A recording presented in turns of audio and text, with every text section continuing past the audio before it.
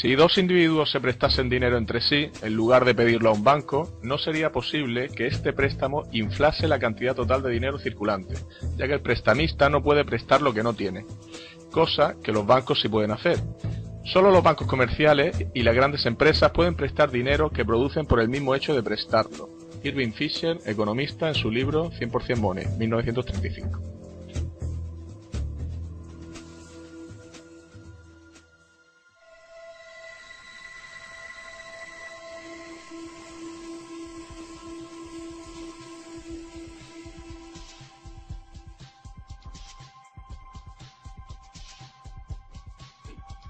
El estudio del dinero, por encima de otros aspectos de la economía, es un campo cuya complejidad sirve para distorsionar u ocultar la realidad, no para esclarecerla.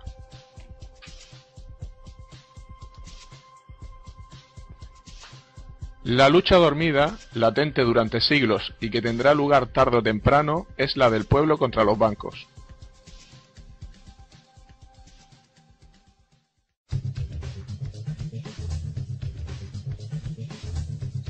El dinero es deuda 2.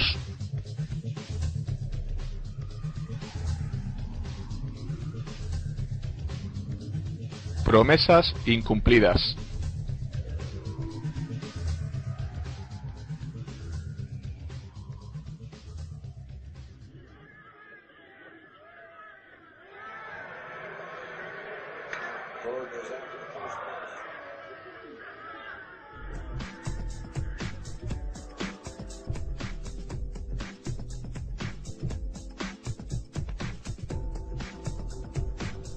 ¿Queréis limonada?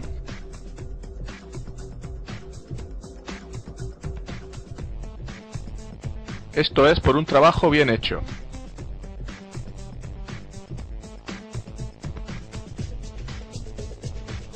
Desde luego estos chicos se buscan bien la vida.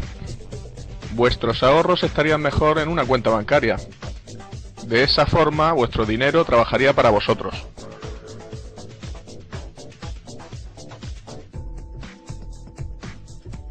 Hola, nos gustaría abrir 2 cuentas en el banco, por favor. Tenemos una cuenta en el banco como las personas mayores y podremos sacar el dinero cuando queramos. Quizás su primera experiencia al ingresar dinero en un banco fue similar a esta. Años más tarde, todavía recordará el balance de su cuenta corriente como si fuera su dinero, pero lamentablemente esto no es cierto. Si contratamos una caja de seguridad en el banco, los objetos valiosos depositados son todavía nuestros. Simplemente alquilamos espacio para almacenarlos. En lenguaje común, la palabra depósito significa guardar algo, pero su uso en el lenguaje bancario es sustancialmente distinto. El depósito bancario es en realidad un préstamo. La cantidad guardada o depositada en el banco en realidad indica lo que el banco nos debe. Registra solo la promesa del banco de pagarnos esa cantidad de dinero. Y este hecho es importante. La verdad es que desde hace tiempo nuestro dinero se ha convertido en el dinero que el banco utiliza para hacer lo que le plazca. Todo el dinero en el banco le pertenece a él, no a nosotros. Por ello, el banco nos paga intereses por los depósitos. En realidad, prestamos dinero al banco.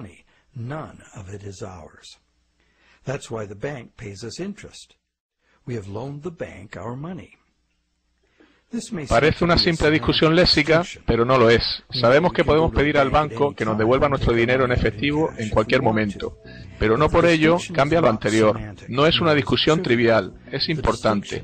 ¿Qué pasaría si algunos de nosotros supieran realmente el modo en que trabaja realmente la banca? Toda la economía actual se sustenta en un sistema de crédito bancario, y cuando ese sistema deje de funcionar, todo el mundo sufrirá. Impagos, embargos, bancarrotas, quiebra bancaria, rescates gubernamentales.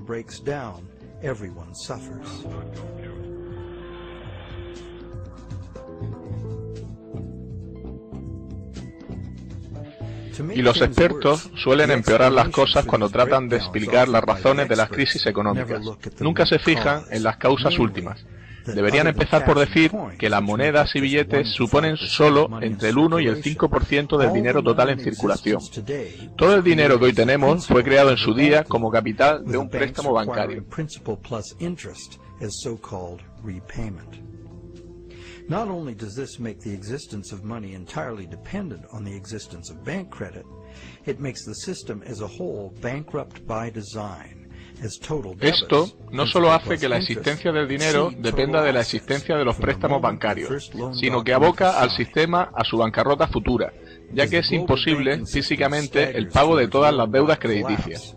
Es por ello que el sistema bancario global camina hacia el colapso. Cada vez más gente se da cuenta de las prácticas bancarias actuales. Muchos han perdido sus casas y trabajos gracias a estos usureros modernos. Va siendo hora de que la gente entienda qué es el dinero y fuerce cambios en su modo de producirse.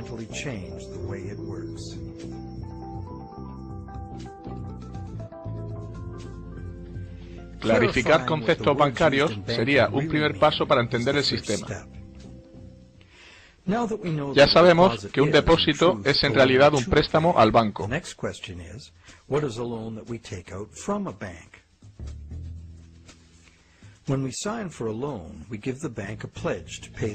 Cuando firmamos un préstamo, prometemos pagar lo prestado más un interés. A cambio de ello, el banco nos anota una cantidad en nuestra cuenta. Decimos que el banco ha puesto el dinero en nuestra cuenta. Lo único que ha hecho es hacer un apunte contable que refleja una promesa de pagarnos. Estamos hablando en realidad de un intercambio de promesas. Nadie ha dado nada al otro salvo promesas de satisfacer una deuda. Entonces, ¿quién presta y quién pide prestado en realidad? Los términos préstamo, prestamista y prestatario son realmente confusos. La verdad es que ambas partes realizan promesas de pagar, y en el proceso crearon algo llamado préstamo o dinero a cuenta, que puede ser legalmente utilizado como dinero. El crédito bancario puede ser gastado porque seguimos pensando que cada vez que depositamos dinero en la cuenta, esto incrementa nuestro balance en la misma cantidad. De hecho, si no ponemos algo en nuestra cuenta, estará vacía. De este modo, se asume con naturalidad que el dinero depositado en la cuenta es algo puesto allí. La cuenta es una promesa en sí misma de pagar el dinero en monedas y billetes. De hecho, una promesa siempre indica que no tenemos lo prometido. Si no es así, ¿para qué necesitaríamos prometerlo? Ahora ya sabemos que todos los apuntes bancarios son promesas de pago, y que el banco y el prestatario simplemente intercambian promesas, y que solo con teclear un ordenador, la cuenta del prestatario consigue un balance positivo, sin nadie depositando físicamente dinero real. Ahora conoces el origen de lo que llamamos préstamo bancario. La banca comercial crea dinero anotado cuando autoriza un préstamo, simplemente añadiendo dólares en sus libros de cuenta a cambio de una promesa de pago futuro del prestatario.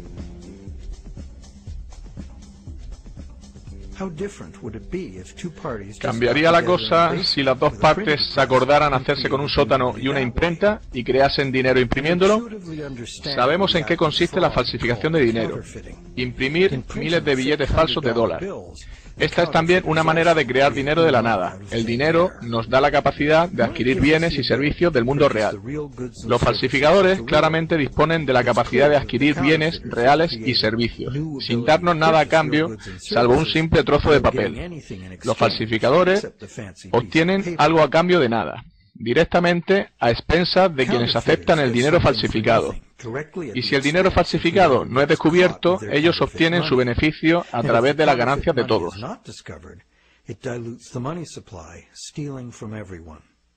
Falsificar es un delito grave y es fácil de entender por qué. Subvierte la norma social elemental: no robarás.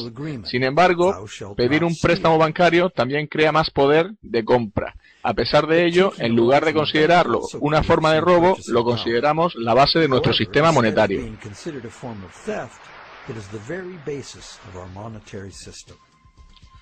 Los bancos prestan creando crédito, crean medios de pago de la nada. ¿Cómo puede llegar a ser una forma de crear dinero de la nada un crimen y la otra convertirse en una práctica económica habitual y la fuente de casi todo el dinero circulante? ¿Por qué sucede esto? Para entender cómo, necesitamos entender la historia de las leyes comerciales. Antes necesitamos entender la lógica intrínseca del proceso de préstamo.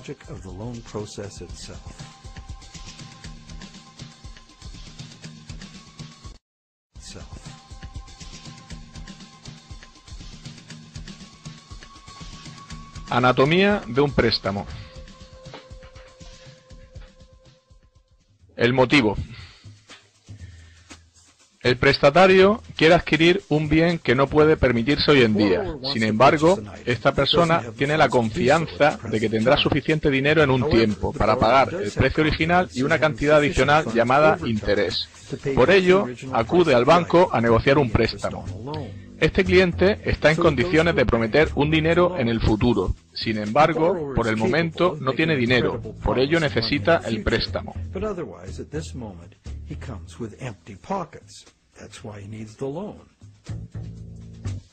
El método. Todos sabemos lo que sucede a continuación. El banco consigue que el cliente firme un contrato, o en su defecto, entregará al banco el objeto que pretende comprar con el préstamo.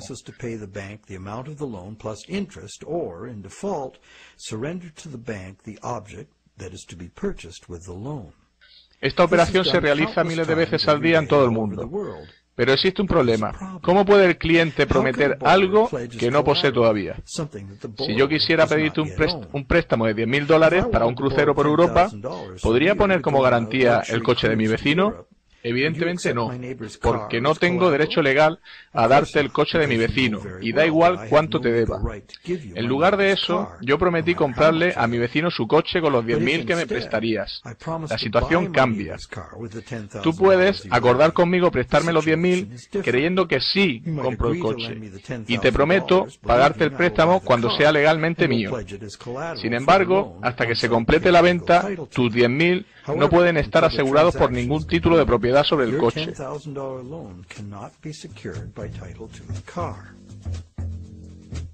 La secuencia de los problemas que vienen a continuación puede permitir evitarlos fácilmente. Puedes comprar el coche y vendérmelo a mí. El banco lo hace de la misma manera. Si el cliente acude a un banco para comprar un bien, ¿por qué simplemente el banco no lo compra con su propio dinero y posteriormente lo vende puntualmente al cliente cobrándole un interés? Porque el banco y el cliente han acudido a la adquisición con los bolsillos vacíos. El banco cumple su parte del préstamo creando una cantidad para el prestatario.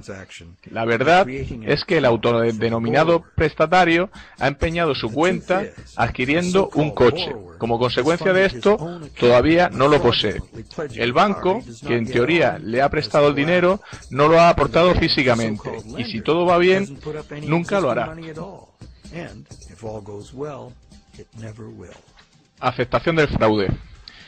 El cliente prestatario cree que los números de su cuenta representan su dinero en el banco. Como el resto de nosotros no entiende la diferencia entre dinero existente y promesa de dinero. Si de todos modos lo puede gastar, ¿cuál es el problema? Por ello, la cuestión es, ¿aceptará la vendedora del coche la promesa de pago del banco? Cierta gente puede pensar que el efectivo sale del banco del comprador. ¿Por qué? Esto se debe a que la vendedora sabe por experiencia que puede ingresar el talón en su banco e incrementar su cuenta. ¿Qué sucede a continuación?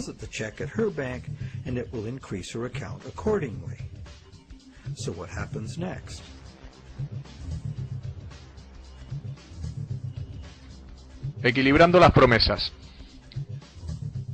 Obviamente, el banco del comprador ahora debe al banco del vendedor la cantidad del préstamo. Por ello, puedes pensar que el dinero sale del depósito del banco que da el préstamo al del banco del vendedor.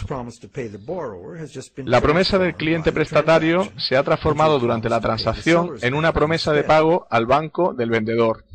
Por ello, el banco del comprador debería transferir una cantidad de dinero al del vendedor, ¿cierto? Esto es cierto solo en una pequeña parte. En el largo plazo, tan pronto como el banco consiga su parte limpia de depósitos, la cantidad de dinero existente que el banco necesita para cubrir sus préstamos puede ser teóricamente igual a cero. ¿Cómo? Bien, imagina primero que la vendedora tiene su cuenta en el mismo banco que el comprador. Deposita el talón del comprador en su cuenta y el banco completa la transacción reduciendo la cuenta del comprador en la misma cantidad que incrementa la del vendedor. Como ambos apuntes son solo promesas, existe dinero real en la operación. ¿Cuál es el resultado final? El banco ha creado un préstamo para el cliente por valor de $10.000. El cliente ha comprado el coche, un objeto real, físico y tangible, y el vendedor lo ha pagado con un préstamo de $10.000. Sin embargo, un trato que implicaba $10.000 en bienes materiales reales fue satisfecho con $0 reales por parte del banco o de otra persona. Por si fuera poco, el banco retuvo esta nueva cantidad de dinero generado, además de hacerse con los intereses e incluso con el coche en caso de impago. En mi pueblo esto se llama magia.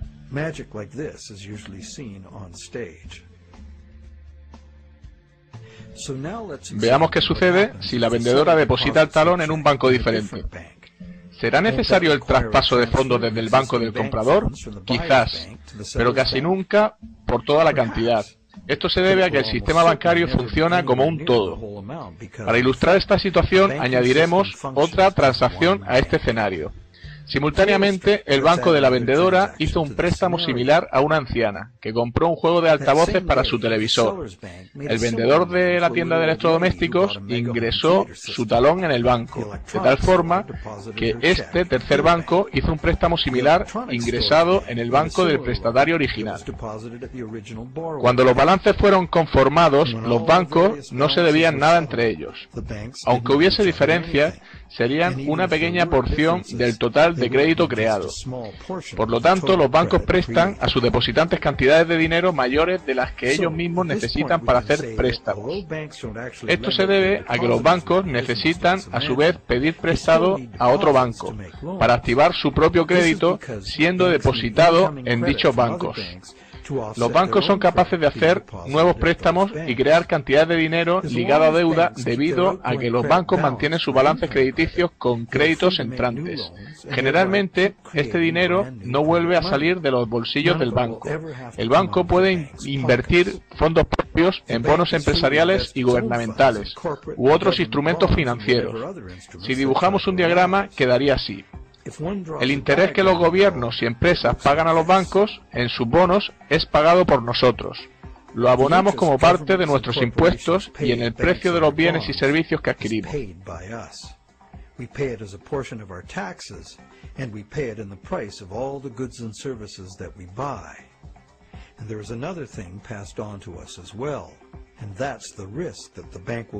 También nos sucede que el banco puede quebrar y no ser capaz de satisfacer sus promesas de pago.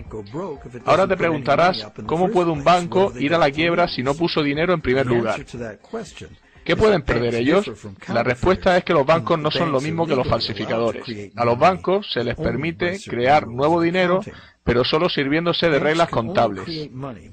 Solo pueden fabricarlo anotando la deuda del prestatario como un activo. En el lado positivo está su balance, en el negativo firmado por el préstamo de su balance, o lo que los bancos llaman confianza en los depósitos creada por el banco. Cuando un cliente cae en el impago, el activo que aseguraba la transacción es embargado por el banco y vendido. En un mercado a la baja es muy común que el nuevo valor del bien no cubra el valor del dinero que el banco prestó, ya que éste se basaba en un valor previo superior. Esto debe mostrarse como una pérdida en los libros contables. Cuando los embargos suben y el mercado inmobiliario colapsa, el valor de los bancos se evapora de forma colateral, a medida que las casas bajan de precio, exponiendo al banco a enormes pérdidas. En verdad, solo se trataba de números creados de la nada, pero los bancos deben actuar conforme a dictados de esos números, y las consecuencias de que un banco vaya mal pueden incluir parálisis económica, desintegración social, caos financiero total, hambre y guerra. Quienes viven de los números pueden también morir a causa de ellos. Es terrible pensar en cómo una calculadora puede escribir un epitafio.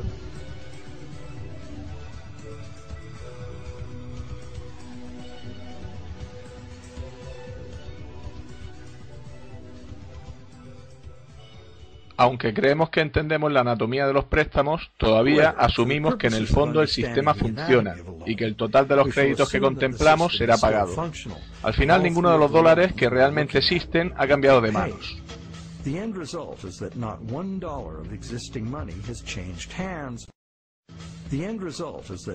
Pero 30.000 nuevos dólares de dinero crediticio fue creado y gastado, y cada uno de los tres bancos consiguieron intereses por valor de $10.000.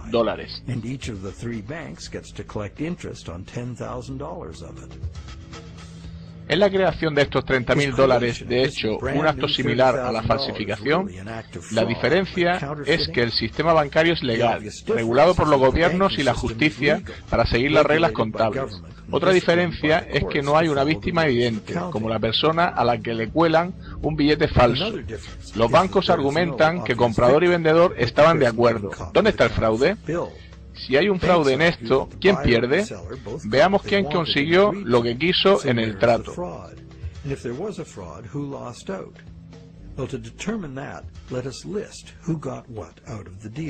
El que pide prestado consigue el bien que desea en términos que está dispuesto a aceptar. Puede, maldiga haber pedido un préstamo cuando haga frente a los intereses, o quizá viva felizmente agradecido de haber conseguido el préstamo. La vendedora consigue un incremento de su saldo, en cuya cuenta desde niña acostumbraba a pensar se guardaba el dinero en el banco. Confía que podrá gastarlo cuando sea necesario y a voluntad. Lo que a la vendedora le importa es que le paguen todo. Está contenta. ¿Alguien resulta perjudicado como resultado del negocio? ¿Hemos contemplado todas las partes en esta transacción? También está el banco, que consigue recaudar intereses gracias a su promesa de pagar. Ese es el negocio y así se suele hacer. ¿Alguno más? ¿De dónde sale el coche? Es un objeto tangible, real. Son necesarios recursos, energía y trabajo para producirlo. Si en este trato consideramos a la sociedad como una tercera parte y el mundo real y natural de donde todas las cosas provienen, porque el nuevo dinero creado en la transacción no quedará aquí, fluirá a la circulación general, al mundo real. En último lugar, es el mundo real el que recibe ese dinero y del que sale el coche. Este nuevo dinero podría estimular nuevas producciones, incrementando temporalmente la economía y haciendo a la gente feliz. Frecuentemente así sucede.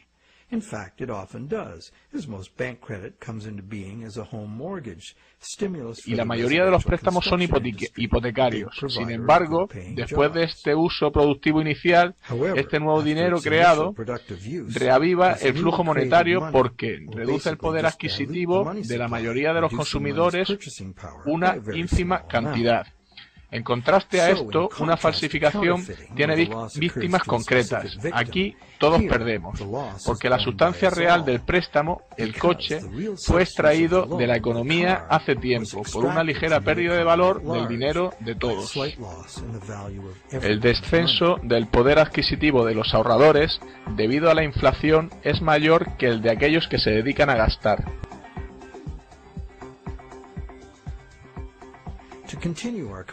Siguiendo con la comparación entre falsificación y préstamo bancario, nos encontramos que la primera es generalmente detectada y el dinero puesto fuera de la circulación, causando una pérdida directa a quien lo aceptó. No hay garantía de cuándo será detectado, ni una agenda para su retirada de la circulación. El crédito bancario es también puesto fuera de circulación cada cierto tiempo. Cuando se devuelve el préstamo, la parte principal o capital de cada pago se extingue. Recuerda que casi todo el dinero existente hoy en día se debe al crédito bancario. Sin embargo, cada dólar que llega a manos del banco queda registrado para ser utilizado algún día en amortizar capital de un préstamo, con lo que se retira de la circulación a la economía en forma de intereses a depositantes de una cuenta u otras obligaciones del banco.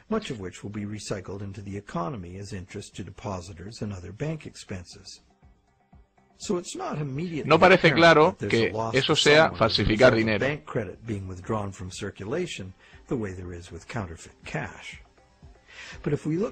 Pero si miramos más detenidamente, encontramos algo interesante. No necesitamos más que conocimientos aritméticos elementales para entender el poder que nos da controlar los flujos monetarios. ¿Y por qué el sistema actual necesita expandir continuamente la deuda o llegará al colapso? Si la tasa de dinero creado cae por debajo de la tasa de dinero destruido, la cantidad total de dinero en uso se reducirá. Esto se llama deflación, porque el flujo de dinero se deshincha como un balón. El resultado es menos dinero referido a los bienes y servicios disponibles. Cuanto menos dinero haya para pagar bienes y servicios, los precios de los mismos irán más a la baja. En principio, esto suena bien y pudiera ser cierto si el dinero no fuese creado como deuda e interés. La deflación es un buen negocio para quienes no están en deuda, pagado en bienes y servicios a nuestra elección.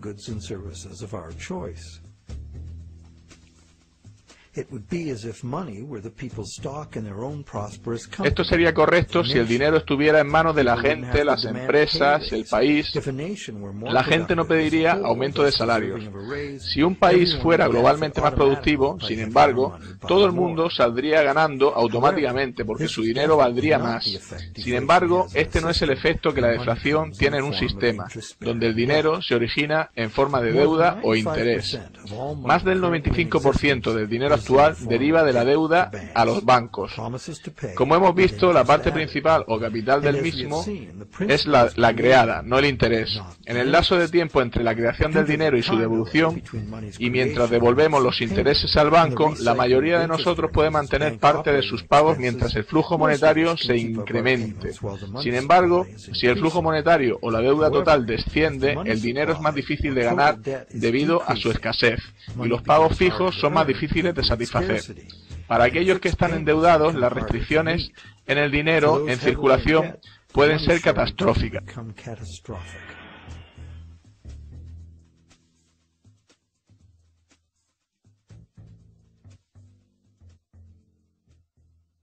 La economía mundial descansa en el consumidor. Si deja de gastar el dinero que no tiene en cosas que no necesita, estamos acabados. El efecto psicológico de la caída de precios y salarios acelera todo el proceso, porque quienes tienen que devolver préstamos, empresas incluidas, se ven incapaces de hacerlo, por lo que no se endeudan ni refinancian más. Sin préstamos nuevos para refinanciar a los viejos, el flujo de dinero se reducirá, resultando de ello un descenso en el empleo y el poder adquisitivo, incluso en el caso de que haya abundancia de recursos y capacidad productiva. Esta espiral matemática hace inevitable los embargos masivos. Los precios bajan porque nadie quiere gastar su dinero. El mercado a la baja destruye el valor del bien que garantizaba el préstamo, causando enormes pérdidas a los bancos. Algunos incluso cierran. La confianza empresarial y del consumidor se pierde y siguen disfunciones sociales y económicas. Con el sistema monetario que tenemos, los ahorros de toda la vida pueden desvanecerse en un abrir y cerrar de ojos. Esta espiral desastrosa no puede ser parada si el gobierno no crea nuevo dinero por sí mismo o se endeuda con la banca privada, para crear suficiente dinero para reflotar la economía. El ejemplo más común lo tenemos en el hundimiento bursátil de 1929. Como consecuencia psicológica de la caída de las acciones, se dieron menos préstamos y por ello hubo menos creación de dinero.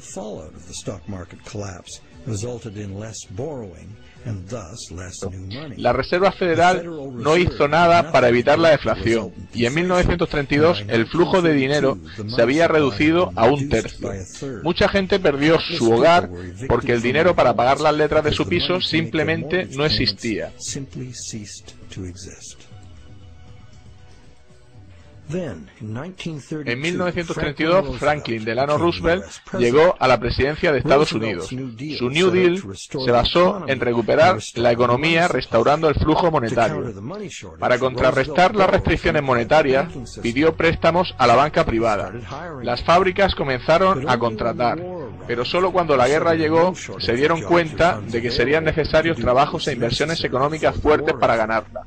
Paradójicamente, fue el dinero gastado en la Segunda Guerra Mundial el que terminó con la Gran Depresión. La guerra también causó 50 millones de muertos y condujo a un frágil equilibrio de poder internacional, a una carrera armamentística y devastadoras transformaciones sociales y tecnológicas.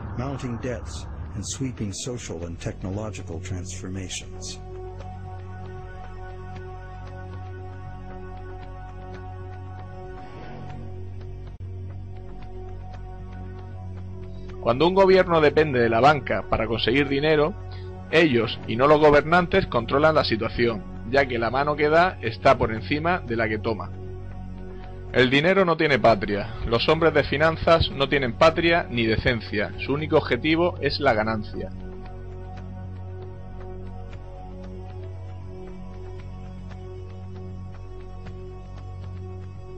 No volvería a hacer la guerra en favor de ciertas inversiones deleznables de los banqueros. Solo hay dos cosas por las que vale la pena luchar: para defender nuestros hogares y por la Carta de Derechos de nuestra Constitución. Hacer la guerra por cualquier otra razón es simplemente un crimen. No hay nada para nosotros salvo caer cada vez más profundo en deudas con el sistema bancario para conseguir las cantidades de dinero cada vez mayores que la nación necesita para su expansión y crecimiento. Nuestro sistema monetario no es mejor que una trampa. El poder del dinero que ha sido capaz de eclipsar a los responsables gubernamentales no es simplemente el poder de las grandes fortunas, sino que es nada más y nada menos que una nueva técnica de destruir dinero añadiendo y retirando anotaciones en cuentas bancarias, sin el más mínimo interés por el bien de la comunidad o el papel que el dinero debería tener en ella. Permitir que eso derive en beneficios a particulares es crear primero un brazo secreto e ilegal del gobierno y por último un rival con fuerza suficiente para subvertir cualquier forma de gobierno. Un sistema monetario justo es la única alternativa.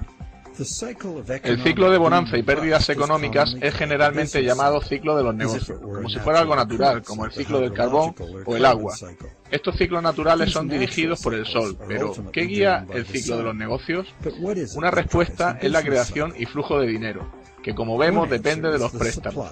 Veamos lo que pasa durante el periodo de vigencia de un préstamo. Ya sabemos que un préstamo no es más que la promesa de pagar de un banco, que el banco crea en su libro de cuentas. Eso es lo que sabemos. La promesa de pago del banco es generalmente gastada en un bien o servicio, y se le permite circular, haciendo fácil y sencillo el intercambio de estos bienes o servicios. Como medio de intercambio, hoy prometemos pagar dinero. Making the efficient exchange of goods and services easier to accomplish. As a medium of exchange, today's Nada supera su usabilidad y flexibilidad. Sin embargo, no se crea dinero para pagar el interés, con lo que se trata de una situación a la larga imposible de resolver. Es decir, si los prestatarios tuvieran que pagar todo el interés que se debe de golpe, tendrían que luchar por una cantidad de dinero circulante existente, que sería en todo caso inferior a lo que deben. El porcentaje que sería incapaz de cancelar sus préstamos sería simple de calcular. Sin embargo, el interés generalmente se paga a lo largo del tiempo y no de una vez. Si los ingresos por intereses revirtiesen al flujo económico como gasto, estarían disponibles para ser gastados repetidamente. Entendido esto, es relevante saber si los intereses son de hecho impagables.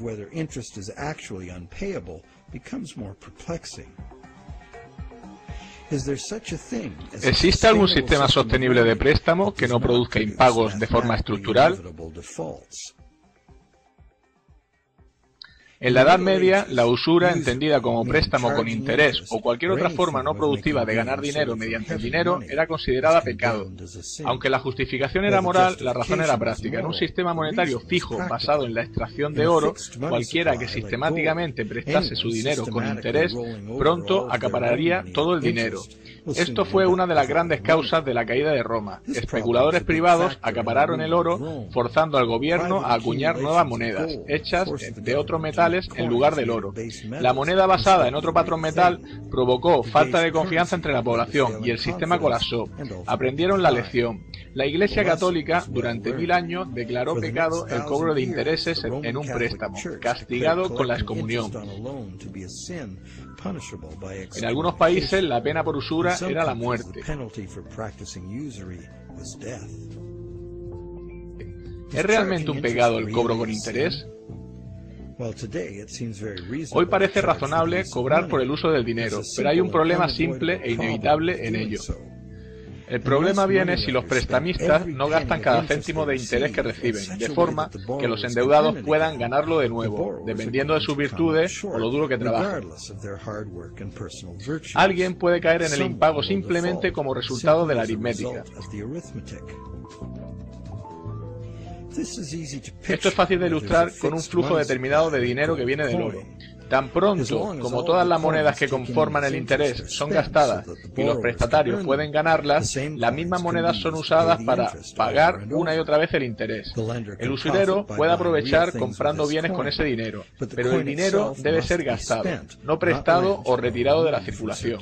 Este acuerdo sería sostenible si no añadimos nada más.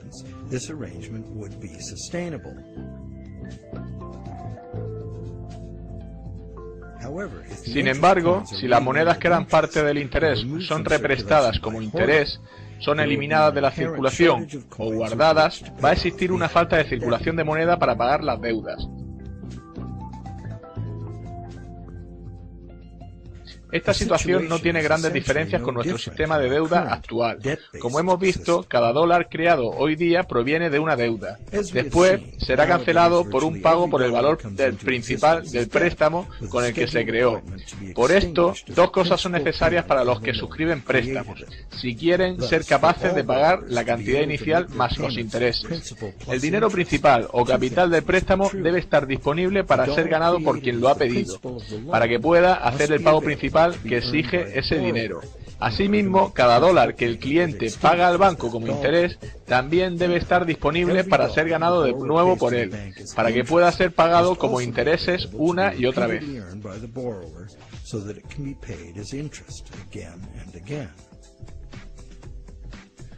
Hay un dicho que ha ganado popularidad acerca de los préstamos, y es que como los bancos gastan el rendimiento de las operaciones en interés para depositarios y en forma de dividendo para sus accionistas, en realidad existe suficiente dinero libre en circulación para realizar todos los pagos. Sin embargo, esa idea es de una extrema simpleza. Aquí se muestra lo que sucede si alguien como tú, yo o un prestamista no bancario obtiene un dólar y lo presta con interés. Bien, ahora el mismo dólar es propiedad de dos prestamistas y se le añaden dos intereses. Además, este dólar es prestado, repagado y represtado por el prestamista secundario. Ya no está disponible para satisfacer los intereses del préstamo principal que lo creó, salvo como parte de otro préstamo.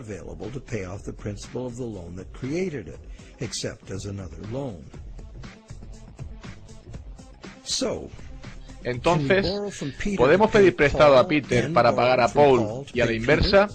Esto se pone interesante. Sí podemos. Sin embargo, cada vez que hay un préstamo hay que añadir un interés que también ha de ser satisfecho. Si es posible ganar estas cantidades de interés, todos los pagos serán realizados. En esto basa muchos economistas y defensores del modelo actual.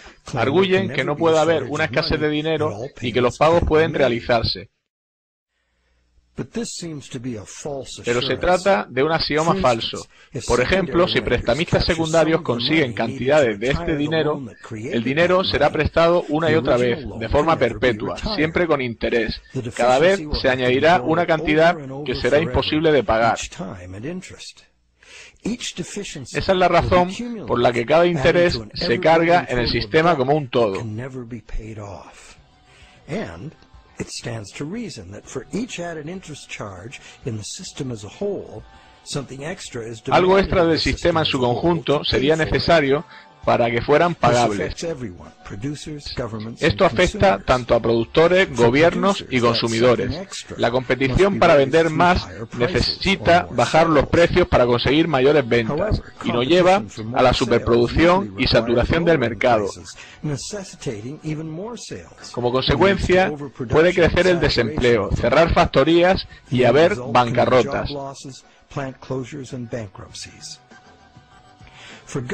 Los gobiernos salen al paso incrementando los impuestos. Subir los impuestos resta dinero a la economía productiva, lo que conlleva una reducción de la capacidad de los contribuyentes. Cuando lo necesitan los gobiernos piden préstamos y afrontar en el largo plazo más intereses. Los consumidores pueden obtener ingresos extras pluriempleándose, pidiendo préstamos para pagar deudas pasadas o dejando de pagar durante periodos prolongados de tiempo. La competencia para conseguir un trabajo mueve a la baja los salarios durante largo tiempo, añade cantidades enormes a la cantidad de intereses que se debe. Y pedir prestado para cancelar deuda es como querer cerrar un agujero cavando. Es la situación en la que nos encontramos ahora. Los productores no pueden vender más porque los consumidores no pueden permitirse comprar. Los gobiernos creen que bajar los impuestos estimula el consumo, compensando de esta forma los escasos ingresos de los consumidores, que compiten por un mismo puesto de trabajo. Sin embargo, cualquier incremento global en la cantidad de intereses lastra el sistema monetario, provocando escasez de dinero dentro del mismo. Esto se debe a que la economía productiva real debe limitarse a la disponibilidad de los recursos naturales. La economía productiva sirve a las necesidades actuales, no a las demandas artificiales de la economía financiera, que tiene una sed ilimitada en beneficios y que trabaja obviando las limitaciones físicas del mundo real.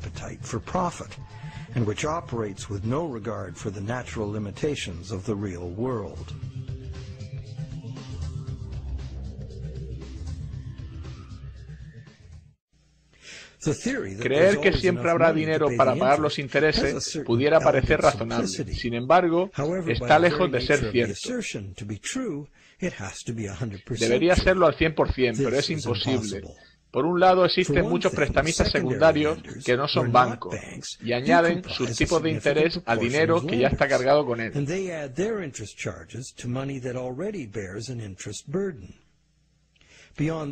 Más allá de esto, tenemos la expectativa de que el dinero genera dinero. Se fabricaría y estaría en condiciones de ser ganado el dinero necesario para gasto, en lugar de ser prestado con usura o invertido para obtener ganancias.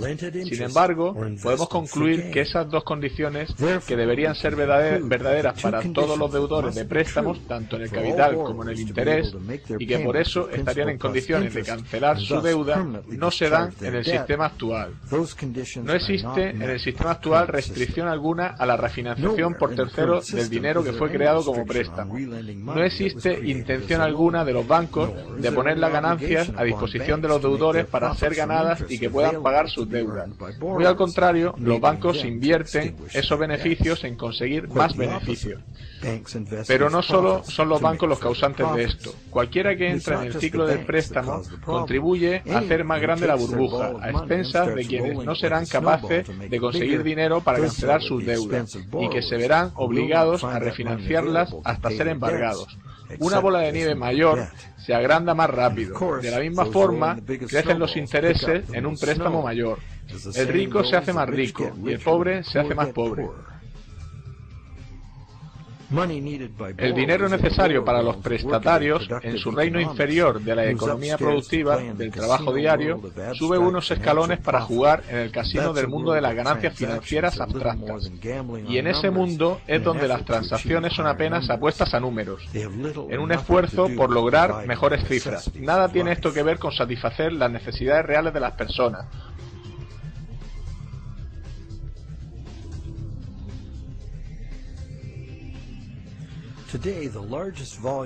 Hoy la mayor cantidad de dinero está cambiando de manos, como si de un juego de azar se tratara. Las bolsas, el mercado de la deuda y otros elementos financieros son manejados por bancos y fondos de inversiones para obtener el máximo beneficio posible.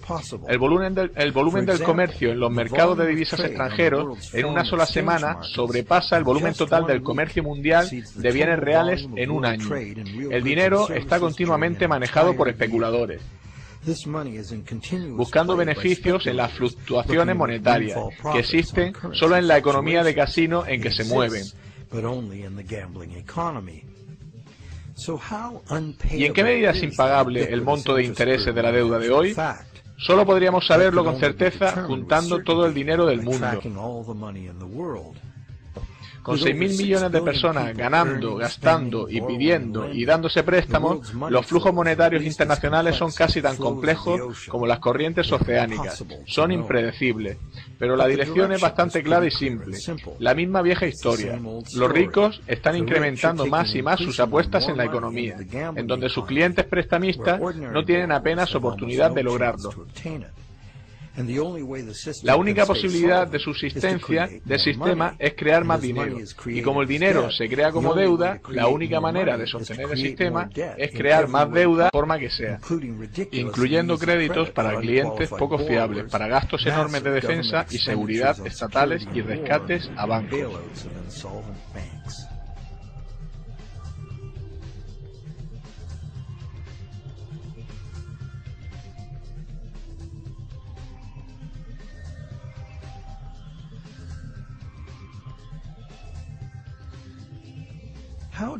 ¿Cómo el ciclo de crédito individual se convirtió en un fenómeno conocido como ciclo de los negocios? El ciclo del préstamo individual puede ser descrito así. Primero, hay un estímulo económico razón del desembolso inicial. A esto le sigue la inflación, ya que el nuevo dinero básicamente rescata el flujo de dinero. Eventualmente, a la inflación le sigue la deflación. Las refinanciaciones de préstamo gradualmente van extinguiendo el dinero circulante. Mientras el ciclo del préstamo individual coincide, ambos ciclos pueden suavizarse, pero crea una oferta de dinero y precios bastante estables, aunque al menos en parte es necesario el incremento del flujo de dinero, ya que el dinero para pagar el interés no fue creado. Este es el modelo en el que se basa nuestra economía. Evitar espirales deflacionarias y mantener a raya la inflación constituye el arte de la economía, que se define ampliamente como lograr la llamada estabilidad de precios.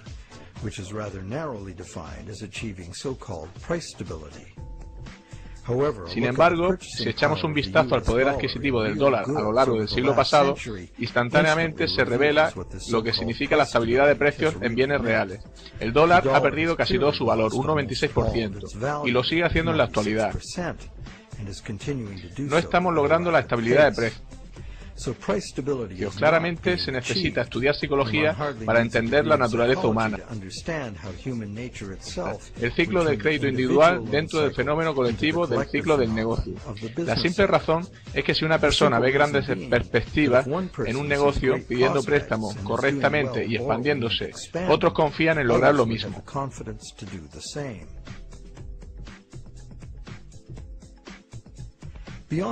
Más allá del efecto psicológico, si un negocio se basa en la expansión del crédito, sus proveedores y distribuidores necesitan hacerlo también, o perderán el negocio en favor de alguien que lo haga.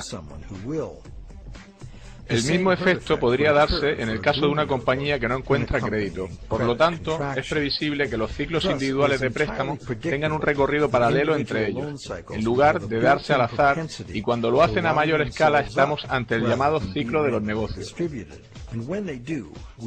que proviene directamente de las acumulaciones de la fuerza de ciclos individuales. Para concluir, alguien puede alegar que más allá del intercambio de promesas hecho entre el banco y su cliente, la sociedad se mueve entre una inflación crónica y la dependencia monetaria hacia los bancos, para pagar intereses realmente inasumibles. Esto da lugar a una aceleración en el incremento de la deuda y a una depreciación del dinero. La única alternativa sería un colapso deflacionario de la economía, seguido de un caos social o una guerra. Esta situación tan insana contagia a la sociedad y la debilita a todos los niveles. Somos como adictos. La solución no es consumir más heroína, sino más y más dinero prestado. Y eventualmente nuestra capacidad colectiva para prestar y refinanciar préstamos está agotada. Ello nos lleva a expandir el crédito hacia nuevos mercados, creando esencialmente un instrumento para conducir a más personas hacia una deuda perpetua. En Estados Unidos, esta expansión continua de la deuda ha alcanzado más de 53 trillones americanos de dólares de deuda, lo que supone unas 5 veces los ingresos anuales de todo el país. ¿Está el mundo feliz del final de esta transacción crediticia? Seguramente no. En realidad vivimos ajenos al origen de los problemas. La banca actual es un sistema ilusorio, basado en la falsificación y que busca el control social. ¿Qué pasa con los bancos?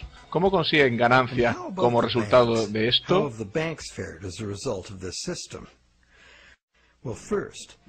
En primer lugar, solamente poniendo una pequeña fracción del dinero que prestan, los bancos han conseguido un gran flujo de ingresos derivados de los intereses crediticios.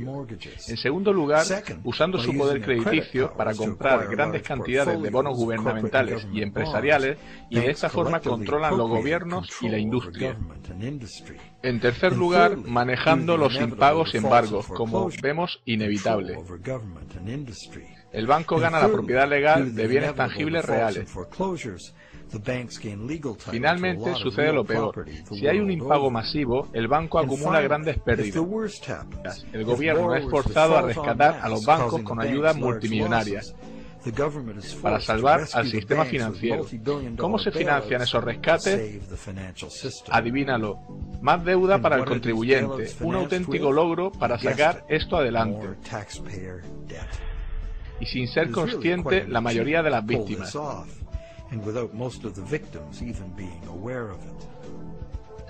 Si estás pensando que debería haber una ley, en realidad hay un conjunto de ellas que legaliza esto.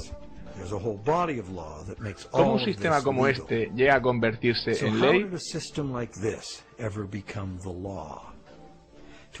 Volvamos a Inglaterra a mediados del siglo XVII para contestar.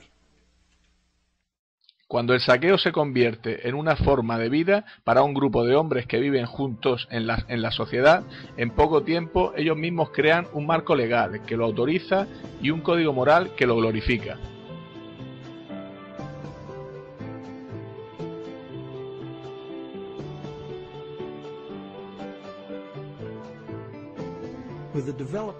Con el desarrollo de mejores embarcaciones y las nuevas exploraciones que permitieron, el comercio se expandió rápidamente. Para desarrollar el comercio sobre largas distancias y periodos prolongados de tiempo, los contratos escritos se hicieron más y más imprescindibles y sofisticados.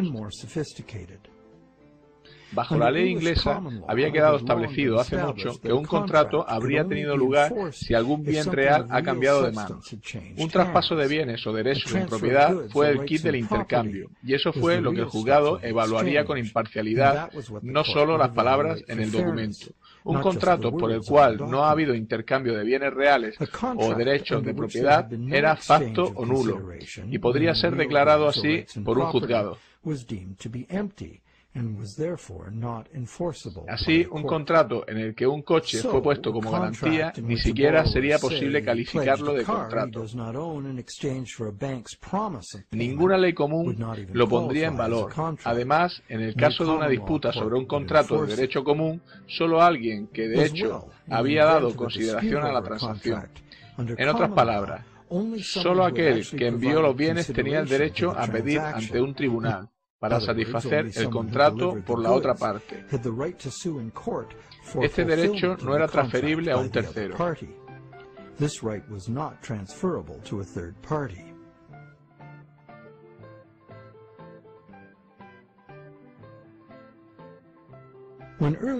Cuando los comerciantes pioneros iban en expedición con bienes, compraban los bienes de su país con moneda local y los vendían en moneda extranjera de un país distinto. Con este dinero compraban bienes locales en ese país y los traían de vuelta al suyo para venderlos en la moneda local. Bastante sencillo. A medida que el comercio se sofisticó, los comerciantes se hicieron sedentarios. Simplemente contrataban barcos para realizar envíos. Esto dio a los comerciantes la libertad de importar mercancías de diferentes países, a los que ellos exportaban mercadería de su país. Sin embargo, sobrevino un problema. Los bienes exportados habían sido pagados con moneda extranjera, cuyo valor necesitaba ser gastado en algún lugar. Mover dinero en moneda conllevaba un enorme riesgo de robo, así como la pérdida de cierto valor en su conversión en un país diferente.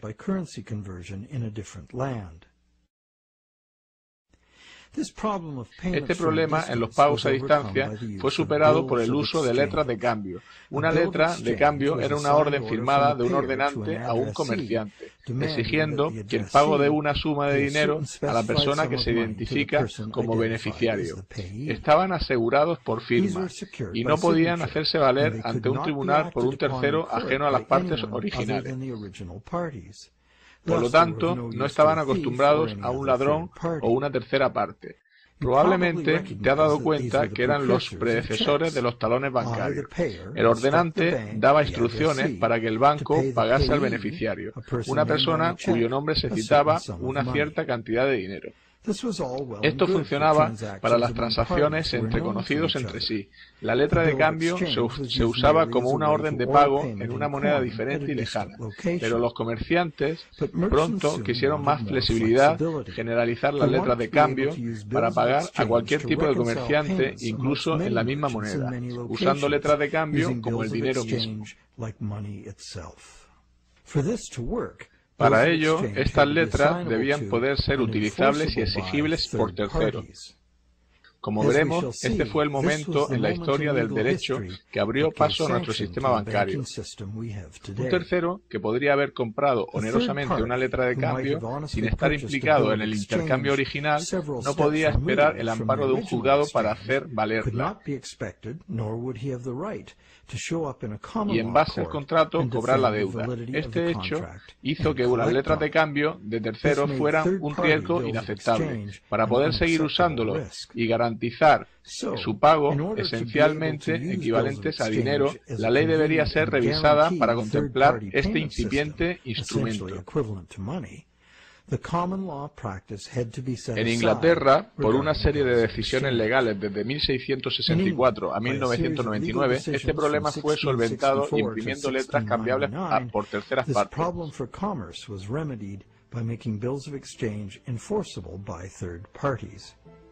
Si un tercero había comprado una letra a título oneroso y de buena fe, sin haber razón para sospechar fraude por parte del que se lo vendió, entonces esta letra automáticamente era vigente ante los tribunales por parte del signatario.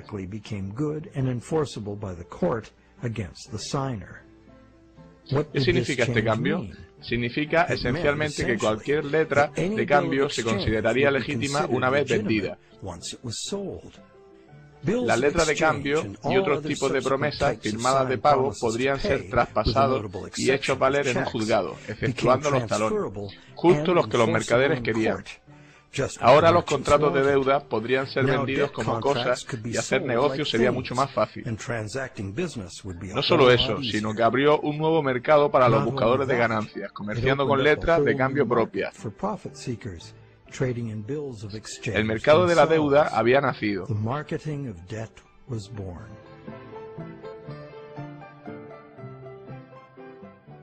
El cambio legal tuvo otro efecto también. Ahora era posible engañar y forzar a una persona a firmar una promesa jurídicamente vinculante para pagar, y luego, si esa promesa era adquirida por terceros de buena fe, podía ser esgrimida ante el signatario en un tribunal. En última instancia, esto se convirtió en uno de los principios rectores del Código Comercial uniforme, que rige los negocios en Estados Unidos y por extensión en el resto del mundo. Los sistemas monetario y tributario por completo están regidos por este código. Si compramos un portátil robado en la calle, somos culpables por ello. No importa si el dinero es nuestro y no sabemos que es robado. El juzgado retornará los bienes a su propietario original. Perdemos nuestro dinero como compradores, seamos o no inocentes. Incluso podemos ser acusados de delito. Pero si firmamos un contrato de préstamo y le damos un valor real en bienes fiduciarios, no importa que el contrato de préstamo haya sido alumbrado de forma fraudulenta. Quienes quiera que lo firmaron deben pagarlo según las leyes comerciales, y los juzgados darán vigor a la obligación. Hoy los contratos de deuda pueden darse en múltiples formas, incluyendo préstamos especiales e hipotecas. Es relevante saber que tras eliminarse las restricciones legales, fue fundado el nuevo Banco de Inglaterra. Fue el primer banco autorizado a crear dinero de la nada, y los contratos del nuevo banco se hicieron totalmente vigentes ante el prestatario. El banco obtiene beneficio de los intereses de todo el dinero que creó de la nada.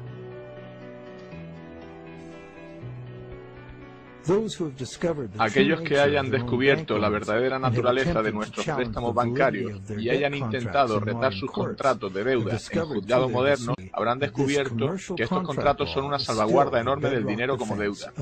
El banco debería haber vendido el contrato de préstamo original a una tercera parte por el valor, y aunque ese tercero es a menudo solo una empresa hermana del banco, todo lo que importa al juez es quién tiene el documento, qué pone y por quién está firmado.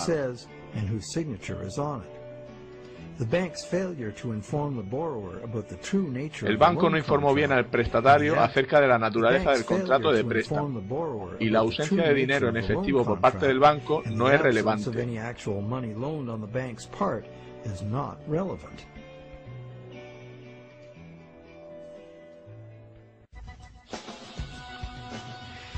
Y para concluir nuestra investigación, parece que las prácticas de la banca moderna descansan en diferentes violaciones de las leyes y el sentido común, así como de la justicia natural. La primera violación es el fraude que comete el que presta, al apropiarse de una propiedad que no posee todavía, y el banco es cómplice, ya que a sabiendas acepta la promesa fraudulenta como soporte para el crédito que crea. La segunda violación es la negativa del banco a revelar la verdadera naturaleza del contrato. El banco lo llama préstamo, lo que lleva al endeudado a pensar que le están prestando una cantidad de dinero. Como sabemos, el banco solo ha empeñado su palabra, reflejándolo en un apunte informático, una promesa que el banco sabe que quizá no tenga que cumplir.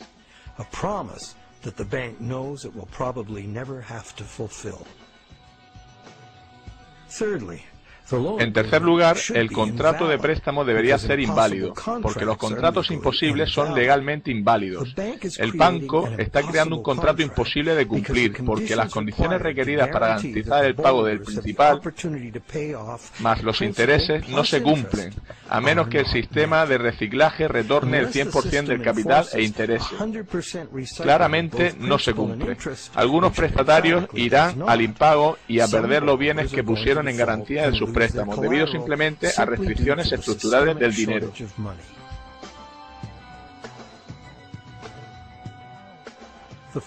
La cuarta violación es la de la ley natural por el derecho contractual, la que confiere legitimación automática a cualquier contrato si el mismo es vendido a terceros por un valor considerable. Alguien que no posee algo no puede darlo mejor que quien sí lo posee. Pero quizá el mayor fraude de todos es que la mayor parte del pueblo que produce la riqueza real del mundo está en deuda y en riesgo de perder todo lo que han trabajado en manos de los bancos, que han convertido el dinero en meras promesas de pago. ¿A dónde nos lleva esto? Somos rehenes de una economía que crece cada día más rápido. Para mantener el sistema es necesario un flujo monetario.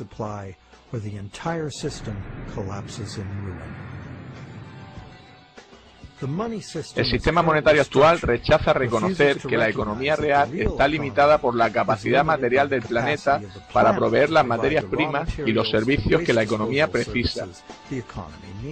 El planeta es finito, y aunque parezca obvio que la economía no puede crecer a un ritmo acelerado siempre, nuestro sistema monetario corre como el autobús de la película Speed. No puede bajar de velocidad o la bomba que tiene consigo estallará. Y nuestra situación es todavía peor, porque la tasa de endeudamiento debe acelerarse o la economía entera se hunde. La noción de crecimiento perpetuo e infinito es posible. Esto es una gran falacia de la economía moderna, una desilusión fatal, nacida de la envidia. Probablemente es inevitable un hundimiento social, ambiental y económico sin precedentes, gracias a este sistema monetario incapaz de adaptarse a esta realidad.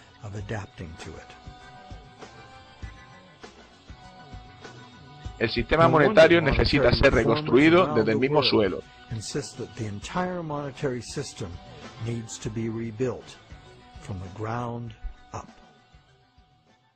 El negocio bancario no conlleva el fraude, lo es en sí mismo. ¿Y cuál es la solución? Mucha gente sugiere volver al patrón oro como referencia de las emisiones de moneda. Argumentan que el oro es la verdadera moneda, con un valor inherente.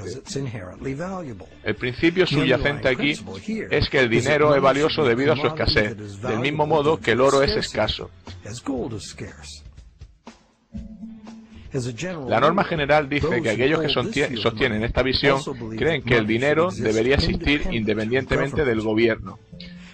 Hay otra escuela de pensamiento diametralmente opuesta, que piensa que la creación del dinero debería ser monopolio del gobierno. El gobierno, que representa al pueblo, debería gastar el dinero pensando en el interés público, por lo tanto con respaldo de la moneda, y simplemente gastar el dinero que se tiene. El gobierno nunca necesitaría endeudarse o pagar intereses. Si los gobiernos gastasen sin límite, la moneda perdería valor y para prevenir la inflación, la moneda necesitaría ser eliminada. Se podría garantizar usando varios impuestos y tasas. Los gastos gubernamentales serían, sin embargo, interdependientes unos de otros en perfecto equilibrio. Sin embargo, el objetivo de los impuestos sería la estabilidad de precios, ya que el gobierno no necesitaría ingresos por impuestos para operar de forma ordinaria. A lo largo de los siglos se ha usado sistemas de crédito gubernamental y de patrón oro. El patrón oro prevaleció a lo largo del siglo XX. Esto no se debió a que no funcionase el dinero como préstamo del gobierno. Lo hizo en el país donde fue aceptado en el pago de impuestos. Pero hasta la invención del intercambio de moneda moderno, el comercio internacional se realizaba con oro. Además, el hombre ha tenido una fascinación sobrenatural por el oro durante siglos. Durante milenios hemos pensado que el dinero en términos de una riqueza portable e inherente, como las monedas de oro. Sin embargo, no es la única manera de pensar en el dinero. Tampoco en la era del dinero que huye, esto ha dejado de ser exacto. El dinero es en su raíz una idea que el hombre inventó para transformar sistemas tribales en complejas civilizaciones. Gracias en parte a su desarrollo, fue posible la especialización del trabajo y el intercambio indirecto de bienes y servicios.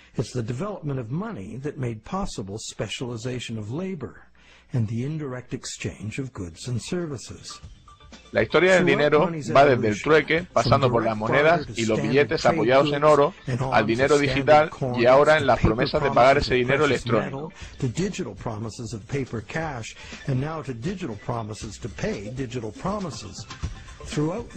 En esta evolución prevalece la idea de lograr mayor flexibilidad y seguridad en su uso,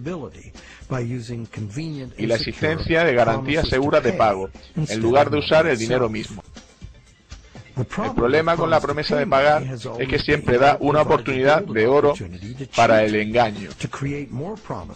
Crear más promesas es una forma de incumplirlas en el largo plazo. Existe una manera de garantizar el intercambio de dinero más seguro que las promesas de pagar de nuestro sistema. Aquí lo tenemos. La existencia del dinero digital seguro es hoy una posibilidad debido a las tecnologías de encriptado. Una hipótesis sería tener un número de serie asignado a cada billete físico en papel.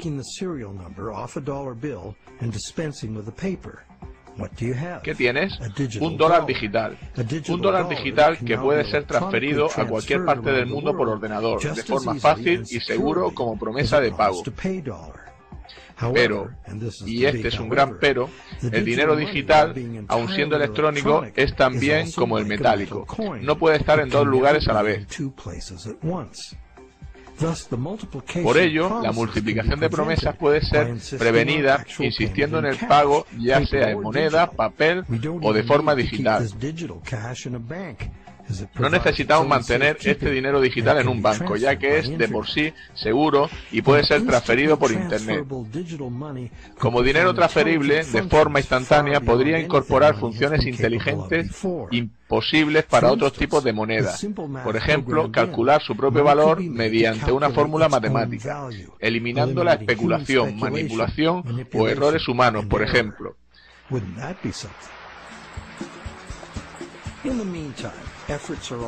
Mientras tanto, se realizan esfuerzos para la reforma legislativa del sistema monetario.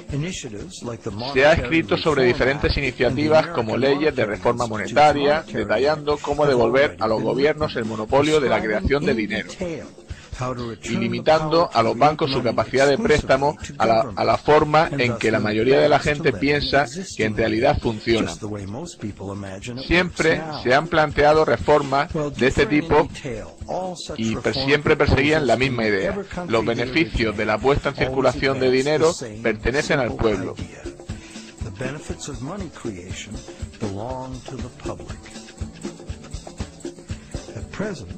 Hoy el dinero no es creado en beneficio de la sociedad, sino en beneficio de los bancos privados.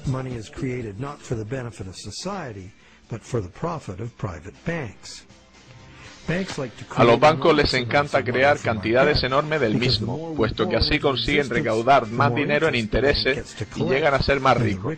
En el proceso, los bancos ganan más control sobre todo, individuos, industria y políticos.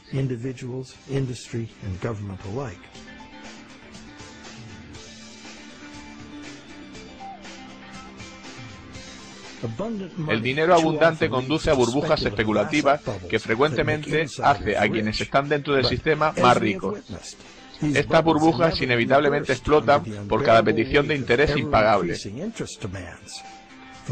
Hay muchos perdedores, gobiernos incluidos, que además de verse cargados con la crisis y deudas enormes, deben aumentar los impuestos para rescatar a los bancos, que son parte del problema. De otra manera, el sistema se hundiría.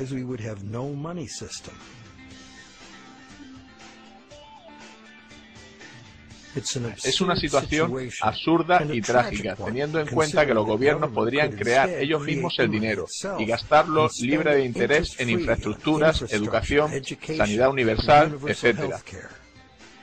La mayoría de ese dinero, libre de deuda, se incorporaría a la economía como salario, circulando para beneficio de todos. Este tipo de dinero abundante apoyaría una economía productiva revigorizada en la que los ahorros de la gente podrían basarse en préstamos reales basados en dinero existente. El origen del dinero está en el intercambio de bienes reales. Sin el valor que se le da en el mundo, el dinero no es nada. Como hemos visto, en el mundo real, es el mundo real el que hace el préstamo, no el banco. Las personas, su trabajo y las materias primas y los animales son la fuente de la riqueza real. Asimismo, la creación de dinero y sus beneficios pertenecen al interés público, no a la banca privada. ¿Qué hay del interés? Como hemos visto, los intereses nos crean un problema aritmético que solo se puede solventar de tres maneras.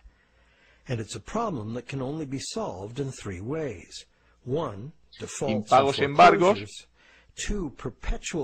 deuda perpetua del suministro monetario o la única solución preferible, un reciclaje al sistema del 100% del interés como en forma de gasto de los prestatarios. Pero este reciclaje solo puede ser cumplido nacionalizando la industria bancaria en bien del interés público. Por ejemplo, las ganancias de esta banca pública serían pagadas a todos los ciudadanos como dividendo, o se emplearían en inversiones gubernamentales en lugar de recurrir a impuestos, como se hizo en la Pensilvania colonial. Es una manera diferente en que se podría organizar el sistema monetario. Siempre ha habido alternativas y ahora también.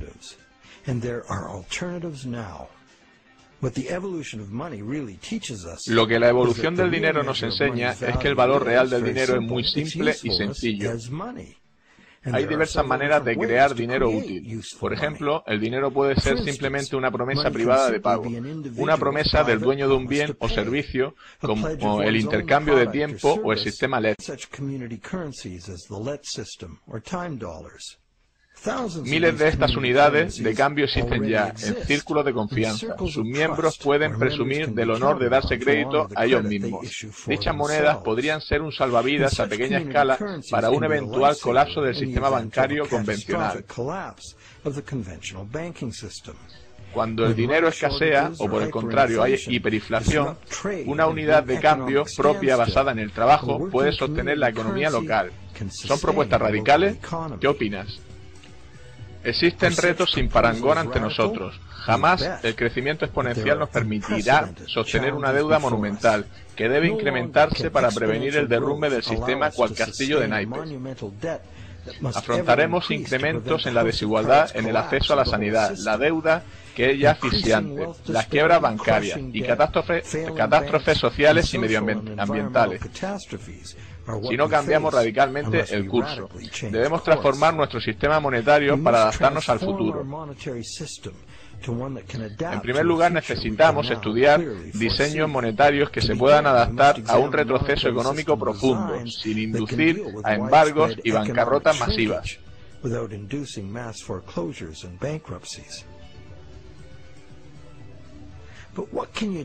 Pero, ¿qué puedes hacer tú? Existen personas y organizaciones que cuestionan el sistema monetario actual debido a sus problemas y a su manifiesta injusticia. Puedes ingresar en ellas y presionar en favor de los cambios necesarios. Puedes hablar con tus amigos. La crisis financiera es un momento de aprender. Cuando los gobiernos tienen que rescatar a los bancos que antes prestaban dinero, las contradicciones, el fraude y las fallas fatales del sistema actual resultan evidentes. Las soluciones también están ahí si miramos detenidamente. No podemos permitirnos hacer ajustes al sistema actual, puesto que no lo salvarán. Son necesarios cambios radicales, buscando el bien de todos, no el beneficio y control de unos pocos. Debemos dejar atrás nuestras percepciones erróneas y desenfocadas para hacer esos cambios, afrontar el reto de una transformación completa. La realidad está ahí.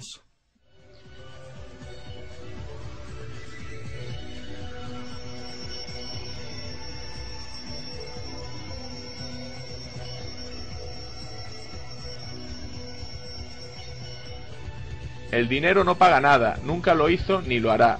Esos bienes y servicios solo pueden ser pagados por otros bienes y/o servicios. Es un axioma económico tan viejo como el hombre. Solo cuando haya muerto el último árbol, el último río haya sido contaminado y se extinga el último pez, nos daremos cuenta de que el dinero no se come. Bueno, ¿queda alguien ahí?